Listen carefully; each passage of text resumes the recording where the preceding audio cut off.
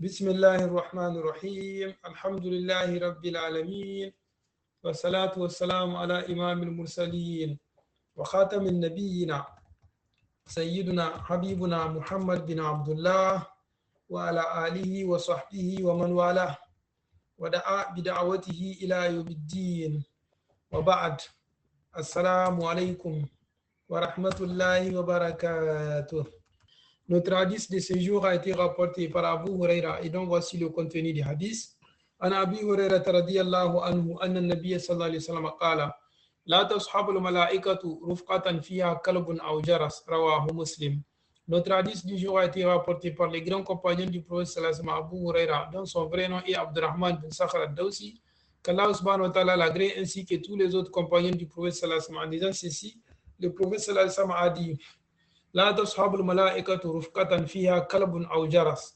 Les anges n'accompagnent pas un groupe dans lequel se trouve un chien ou une clochette. Telle est une brève traduction de ce hadith, qu'Allah subhanahu wa ta'ala nous fasse comprendre de plus. Explication et contexte du hadith. Ce hadith indique que la présence de certains éléments peut priver une personne ou un groupe de la compagnie des anges qui sont associés à la bénédiction, la protection et la miséricorde divine. Le chien est mentionné ici dans un contexte spécifique lié à la pureté rituelle et à certaines fonctions, comme la garde ou la chasse, qui font exception dans d'autres textes. Quant à la clochette, elle était autrefois associée à des pratiques ou sont jugées indésirables, parfois liées à des imitations ou distractions inutiles.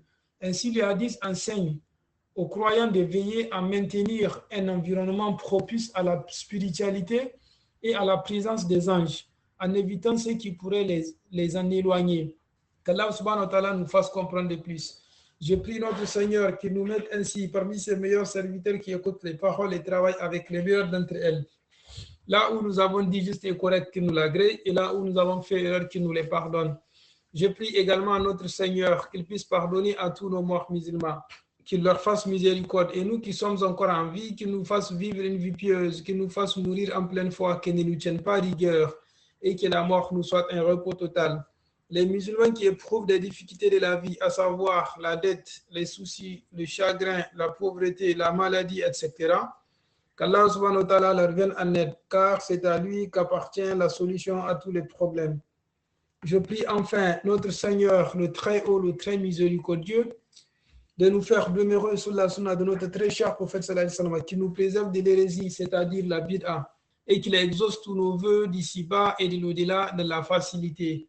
Subhanakallahumma wa bihamdika, ashhadu an la ilaha illa anta, astaghfiruka wa atubu ilayk. Assalamu alaikum wa rahmatullahi wa barakatuh.